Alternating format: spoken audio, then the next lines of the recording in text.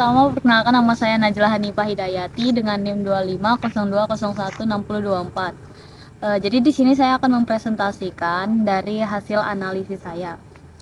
Jadi ringkas ini tentang esai analisis kebijakan program Kartu Prakerja. Nah, jadi program Kartu Prakerja sendiri itu muncul sebagai respon pemerintah terhadap tingginya pengangguran di Indonesia, terutama setelah pandemi COVID-19 yang menyebabkan banyak PHK dan penurunan pendapatan. Awalnya, program ini ditujukan untuk meningkatkan kompetensi tenaga kerja melalui pelatihan, tetapi dalam pelaksanaannya berkembang menjadi bantuan sosial berupa insentif finansial.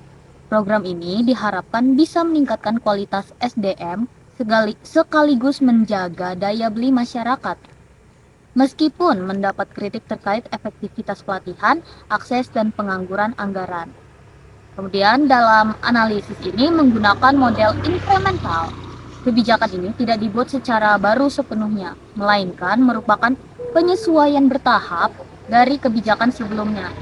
Saat pandemi, pemerintah menambahkan insentif tanpa mengubah struktur utama program. Selain itu, kebijakan terus disempurnakan melalui perbaikan sistem pendaftaran, platform digital, dan jenis pelatihan. Pendekatan ini membuat kebijakan lebih cepat dan realistis, namun cenderung kurang menyelesaikan masalah secara mendasar. Kemudian kebijakan ini juga melibatkan beberapa aktor dan itu cukup banyak seperti pemerintah pusat sebagai pengambil keputusan utama, pemerintah daerah sebagai pendukung, platform digital sebagai pelaksana, dan masyarakat sebagai penerima manfaat. Dalam prosesnya terdapat berbagai kompromi seperti antara kecepatan dan kualitas kebijakan, antara tujuan peningkatan kompetensi dan bantuan sosial, antara efisiensi anggaran dan efektivitas, serta antara akses luas dan keterbatasan teknologi digital.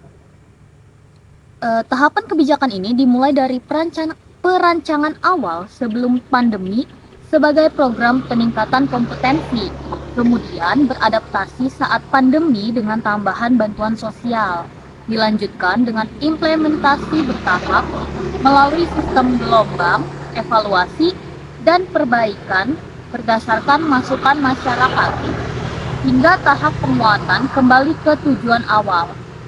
Hal ini menunjukkan bahwa kebijakan berkembang secara bertahap dan adaptif sesuai prinsip incremental. Faktor pendukung kebijakan ini meliputi urgensi masalah akibat pandemi, dukungan anggaran pemerintah, pemanfaatan teknologi digital, keterlibatan sektor swasta, dan fleksibilitas model incremental. Namun, terdapat hambatan seperti kesenjangan digital, kualitas pelatihan yang rendah, keterbatasan kuota, masalah teknis, ketidaktepatan sasaran, serta orientasi yang cenderung jangka pendek.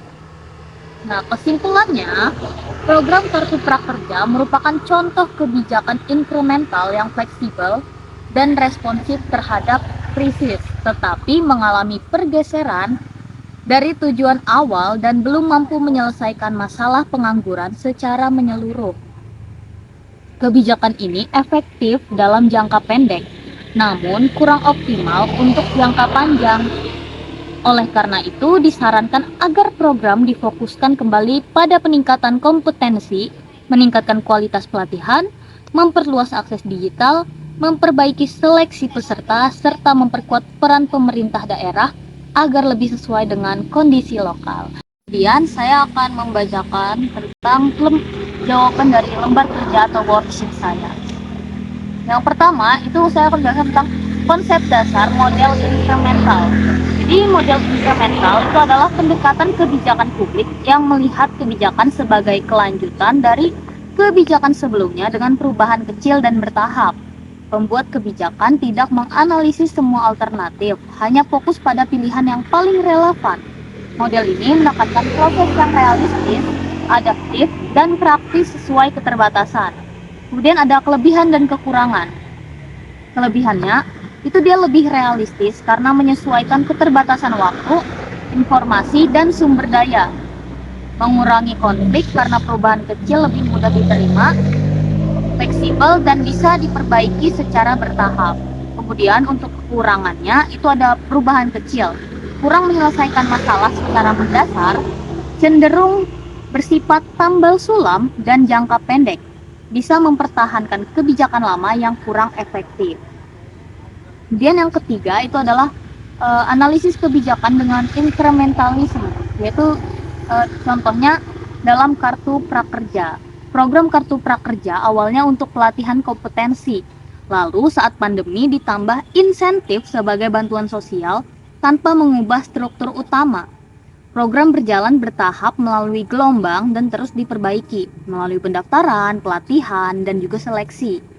Ini menunjukkan kebijakan itu berkembang sedikit demi sedikit sesuai kondisi, tapi masih cenderung jadi solusi jangka pendek. Kemudian ada yang keempat, yaitu faktor yang mempengaruhi proses incremental.